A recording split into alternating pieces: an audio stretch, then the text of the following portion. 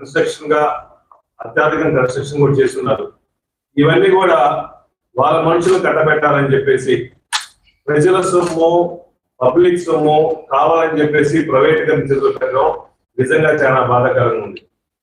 అయ్యా చంద్రబాబు నాయుడు గారు, ఈ రాష్ట్రంలో పేద ప్రజలకి ఇన్ని ఫెసిలిటీస్ ప్రొవైడ్ చేయాలని చెప్పి జగన్మోహన్ గారు మంచి ఆలోచనలతో ఉంటే మీరు ఈ మెడికల్ కాలేజీలన్నీ ప్రైవేటీకరణ చేసి ప్రైవేటీకరణ చేస్తే ఈ రాష్ట్రంలో ప్రజలందరూ కూడా ఆ హాస్పిటల్ పోవాలన్నా మెడికల్ కాలేజీ పోవాలన్నా డబ్బులు పెట్టుకొని చూపించుకోవాల్సిన పరిస్థితి ఉంటుంది. కాబట్టి ఆ మెడికల్ కాలేజీలో కానీ హాస్పిటల్లో కానీ ఏ హాస్పిటల్లో ట్రీట్మెంట్ కానీ ఫ్రీగా చేయరు కదా.